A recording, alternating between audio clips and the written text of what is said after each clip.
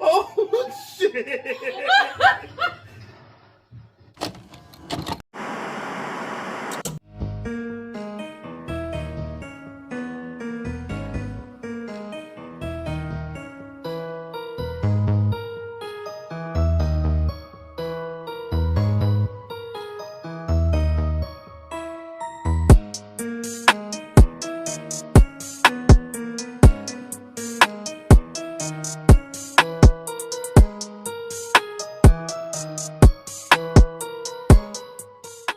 Good evening, ladies and gentlemen, freaks and geeks. Tonight is your favorite night of the week, and ours. As usual. You know why that is? Why is that? Because it's Saturday Night Nightmare!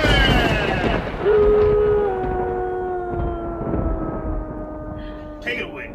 So tonight, I am exposing my dear husband-to-be to what I consider is a pretty good paranormal style movie. And its stars are one of my favorite horror actors, Patrick Warburton. And I can never remember her name, but she's been in everything. She's an older woman. She was actually in Friday the 13th as Nancy's teacher. Yes, I do know that. I'll have to remember her name. But Friday the 13th? Not Friday the 13th. Nightmare on Elm Street. Yeah. See, I'm just fucking everything up tonight. But I don't want to talk too much about the plot of the movie because I don't want to give anything away to Mr. Man here. So, without further ado, tonight we shall be watching Insidious. You see how I was a mute this? Monkey pajamas. Bananas and pajamas.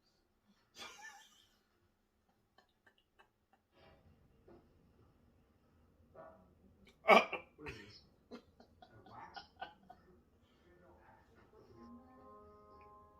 Music teacher? Songwriter.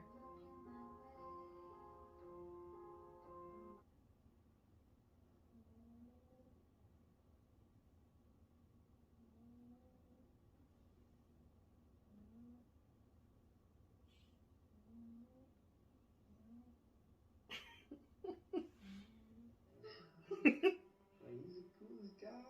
Yeah. What? Shut me up. Oh. Because I'm singing horribly. Oh, I like when you sing.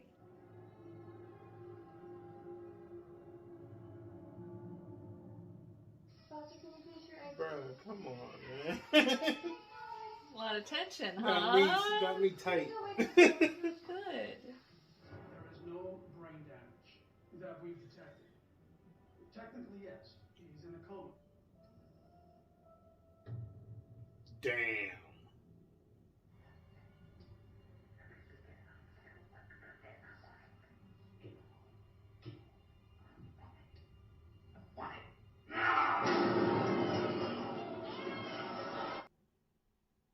Why would you want to change rooms? I really like when he walks around at night.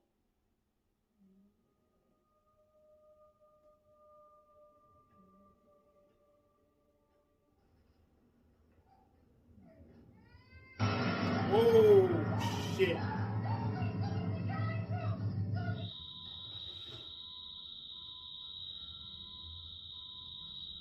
Oh. Not good. Tonight too. I gotta grade some tests, and it's gonna be a while, so you don't have to wait up, okay? I'll be home as soon as I can. Little Saw Easter egg. Mm-hmm.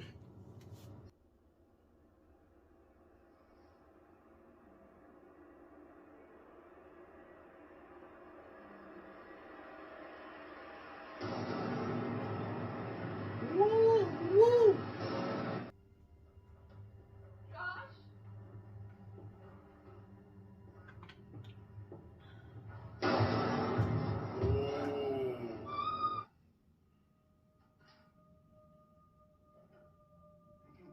got Josh to hold still for a photo. What I can't believe is that we are doing this. Oh.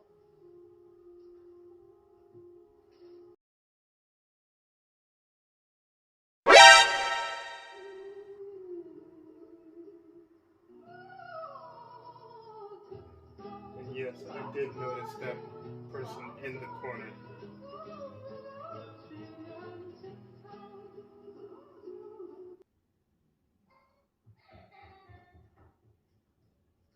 Bruh, no. Mm-mm. I fucking hate movies like this, yo. I fucking hate movies like this. But they're so good. Where literally all this shit is in your face. You literally gotta look at everything. And I hate looking at everything. It just jumps in your face, and I'm gonna put this down before I touch it. Fuck that, yo. Fuck that. Kiss my whole ass now. Nope. No. I can still hear that voice. Oh! Oh shit!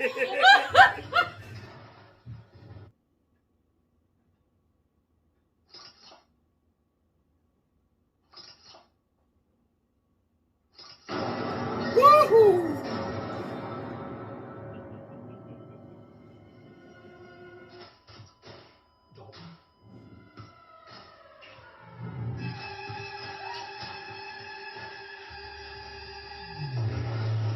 Whoa! Never had pictures of himself when he was younger. At first I thought it was a camera problem. What?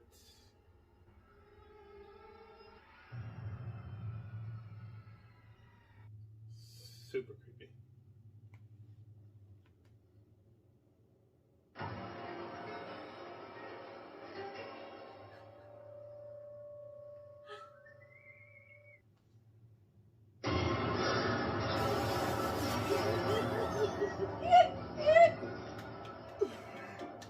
Yo!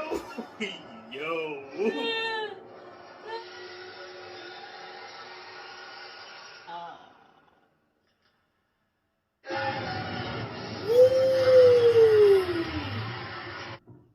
Nah.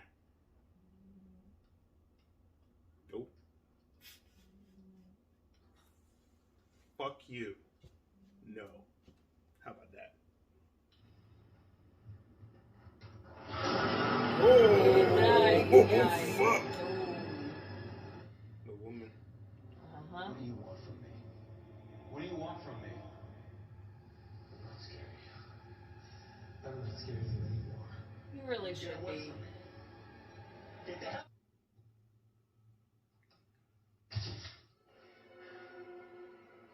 Why did you do that?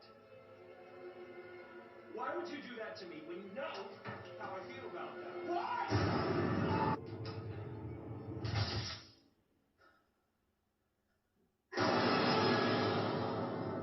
Renee, I'm right here.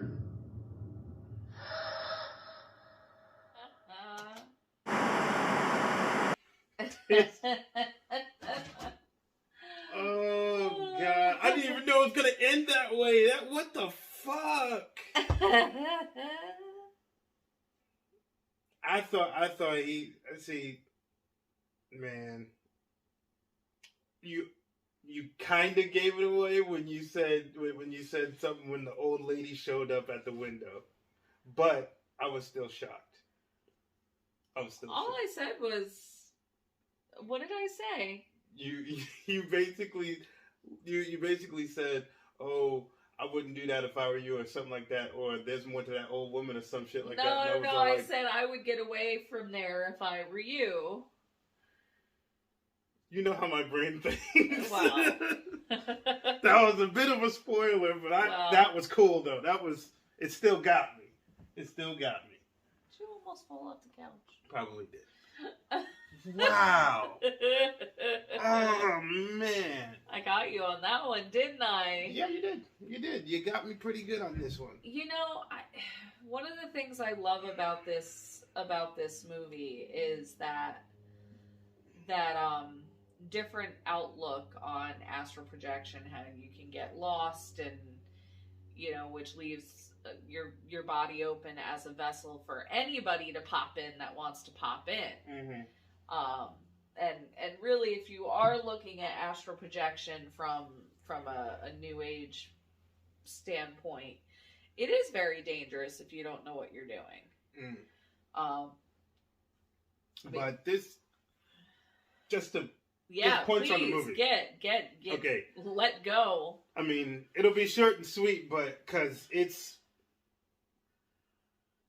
I had to like wrap my brain around this movie real quick, because this was a movie that I had no idea what was going on. Then I thought it was a haunted house type movie. Then I thought it was a possession movie in a way. And then I thought it was done when I thought the entire time it was the kid that was the big issue. Mm-hmm. Then as soon it all flipped when they revealed that it came from the dad, and then the dad was being stalked by this old woman, and they put it there. They kind of put the old woman in there, like they just threw her in the mix, and you just forget about it because it's still focused on the son. And then the old lady comes out of nowhere and taunts him. Mm-hmm. Repeatedly. Mm-hmm. Like, because she's been waiting for this guy. Mm-hmm. So now he's lost he's stuck in the further. And that fucking sucks. One of the things, like, I thought this was a great movie. I thought it gives you a lot of jumps. You jumped like crazy. I did. It was great. And that's how I was the first time I saw it, too. I was like, I might as well have sat in the lap of the person I was sitting next to in the theater, because I ended up there half the time anyway with the way that I jumped. It was even subtle things would make me jump, because I gotta give it to James Wan, man, and the way he directs this stuff. He knows his horror. I give it to him. He knows how to really give it to these people. And the sound mixing, insane, to the heavy breathing, to the clangy instruments, and then like the cracking of the finger bones and everything, and that's so good. And the infamous, of course, music, jump scare music that like. The old school jump scare music that comes out of nowhere with the off key piano or the violin sound. It was really spot on, and I really enjoyed that. And every part of this movie, even this was a movie where it's like it was a horror movie that didn't hold your hand. Mm-hmm. And what I mean by that is that, okay, horror movies normally, like this, like Amityville Horror, or other haunted house, or ghost, or possession movies, they hold your hand by letting you know musically that a jump scare is going to happen. Visually, that a jump scare is going to happen. This one, my main part, when they finally get into the new house and they do the one shot of the mom going through, getting the bag of chips and everything from the boy's bed, walking and putting something in the hamper, and just walking to the kitchen, and then it click to the next scene. But before that, when she walks in between the kitchen and the bedroom and puts the hamper in the thing and passes through, you can see the person right there in the fucking corner. There was the kid, he was right there in the corner. Oh, you mean when she took out the trash? Yes. Right, and then the music changes. Yes, and he was standing right there in the corner, but it was like you literally had to pay attention, and then it was like nothing, and then as soon as she went outside, the music changes as she's walking, and it's like then it's all like the song was saying, looking out the window and blah blah blah, and then she looks through the window, and it's like boom, you. Tiptoe. Crazy shit. And of course you notice that's the same song that the demon is playing. Yes. So was the little boy a little boy, or was it a manifestation of the demon? I think it was a manifestation of the demon. Because the music basically gives you the what's the word I'm looking for? Impression? Yes. The music gives you the full impression that it's like that's the demon's theme. Yeah. Type thing. Yeah. And the demon's crazy, man. Like you sharpening up his thing. He seemed like a mustache twirling villain. Like he's sharpening his. He's like, yeah. That was the one critique that so many people had about this, was how the demon kind of looked like Darth Maul. Like with the face paint. But I thought it added to like the creep factor of it. It did. I feel it did. I feel it kind of gave it a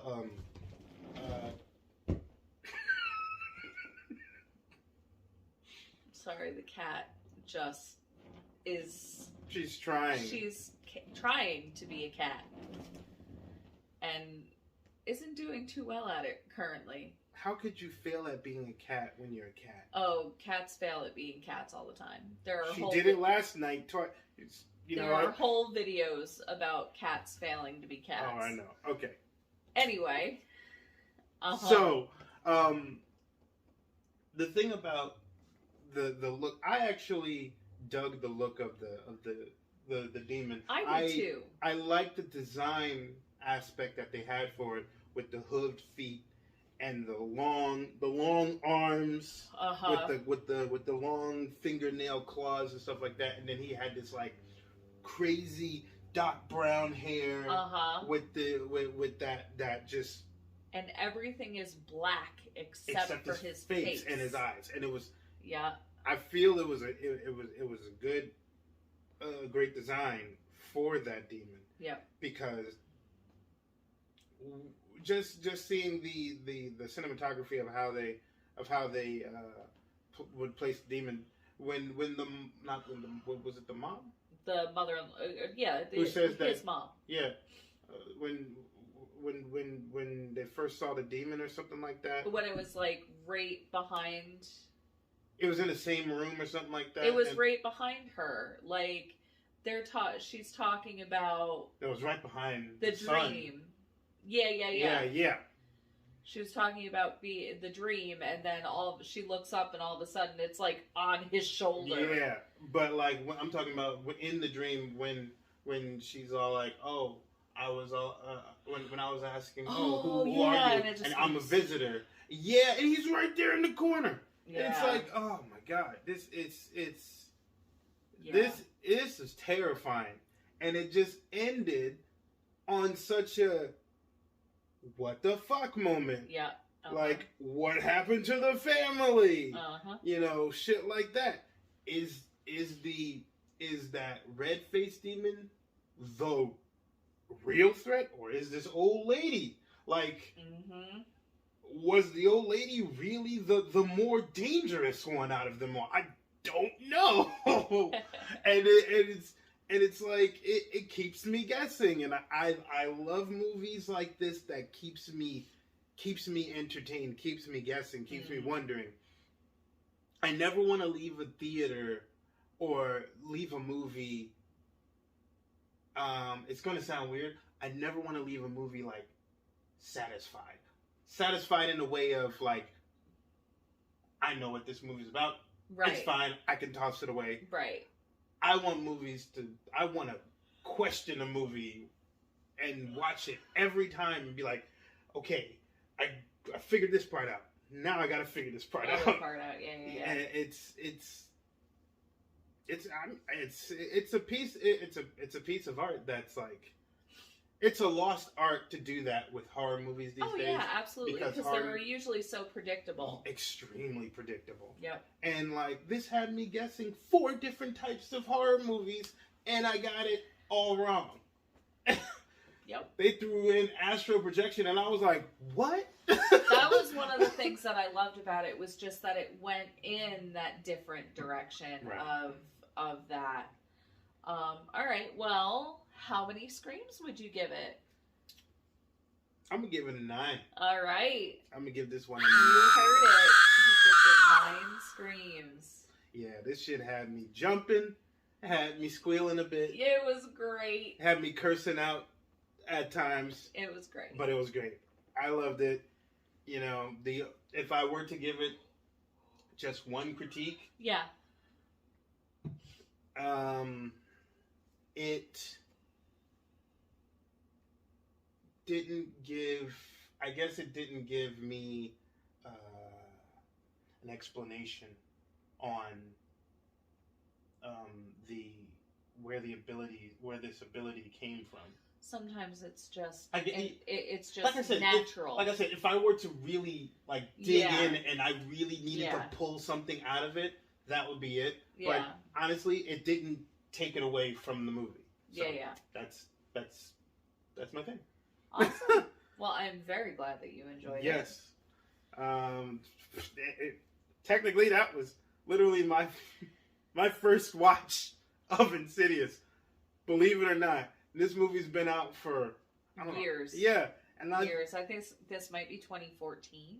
And the funny thing is, I've seen the trailer years ago when it was first coming out, and that was the one scene I saw with the thing behind him, and I completely forgot about it. And that's good. And then I was like, oh man! And as soon as it popped up, I remembered again. But cool thing about that, they had a good editing crew, because it made me believe that it was a different. It made me believe it was a different movie, and it wasn't what I thought it was. So yeah. But yes, I did notice that you clutched to your Wild Bill's mug. Yes, very closely. I did.